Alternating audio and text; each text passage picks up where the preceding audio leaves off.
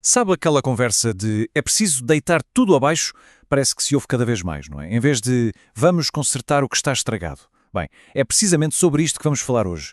Esta vontade crescente de acabar com as instituições em vez de simplesmente as reformar. E a grande pergunta é: porquê? De onde é que vem este impulso para a demolição em vez da renovação? É isso que vamos investigar.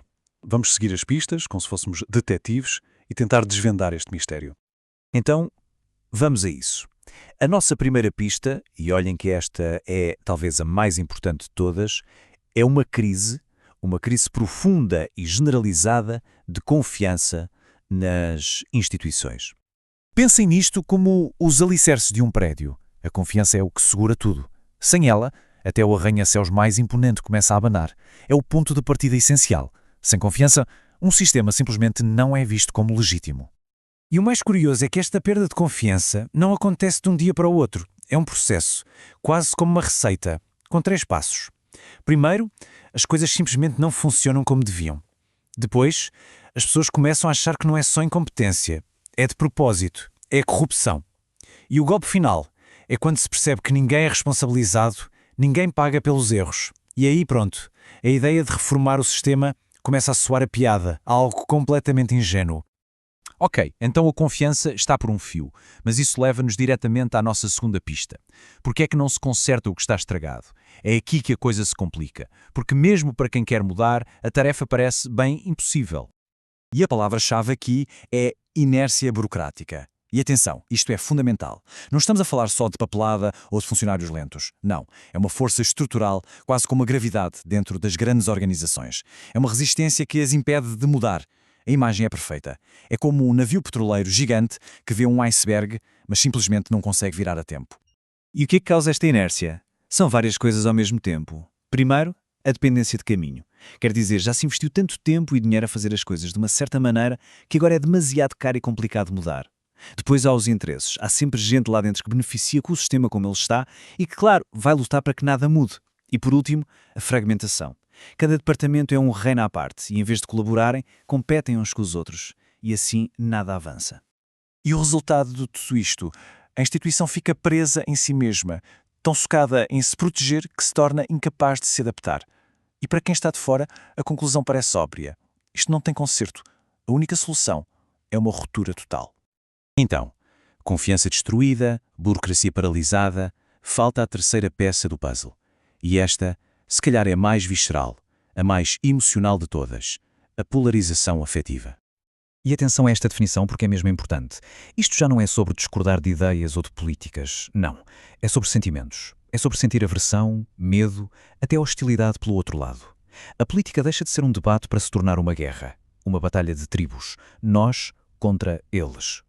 E esta mudança de perspectiva é tudo. Um adversário político é alguém de quem se discorda, mas com quem se pode sentar à mesa, negociar, coexistir. Agora, um inimigo político, isso é outra coisa. É uma ameaça que tem de ser eliminada. E quando as instituições começam a ser vistas como sendo do inimigo, bom, a ideia de melhorar desaparece. A única resposta que parece lógica é desmantelar tudo. Mas isto é só uma sensação ou dá para medir? Dá sim. Uma das formas é com o chamado termómetro de sentimentos. É simples. Perguntam às pessoas, de 0 a 100, quão positivamente se sentem em relação a este grupo. E a polarização é basicamente a diferença gigante entre a temperatura alta que se dá ao nosso grupo e a temperatura glacial que se dá ao grupo deles. E o que os dados mostram é que este fosso, este abismo, está cada vez maior. E claro, não podemos ignorar a tecnologia. As redes sociais funcionam como gasolina para esta fogueira. Os algoritmos metem-nos em bolhas onde só ouvimos quem pensa como nós. O resultado? A ideia de que o outro lado não é apenas diferente, é mau, é perigoso, é mal intencionado. Pronto. Chegamos ao verdito. Se juntarmos todas as pistas que vimos, a falta de confiança, uma máquina burocrática que não se mexe e este sentimento tribal, o que temos é um choque. Um choque entre duas lógicas de mudança completamente diferentes.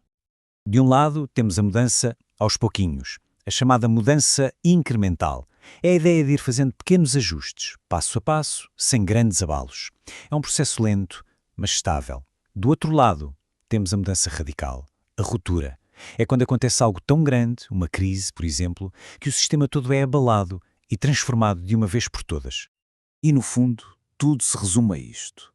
Quem defende a reforma acredita que o sistema tem salvação. Quem defende a revolução acha que está podre pela raiz e não há nada a fazer. A reforma funciona com negociação. A revolução funciona com ruptura. Uma é lenta, a outra quer tudo para ontem.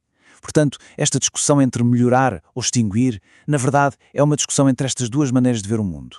E perceber isto é a chave para decifrar o nosso tempo. E depois de tudo isto, ficamos com uma última pergunta a pairar no ar. A pergunta é esta. Quando um sistema parece estar a falhar redondamente, qual é o caminho?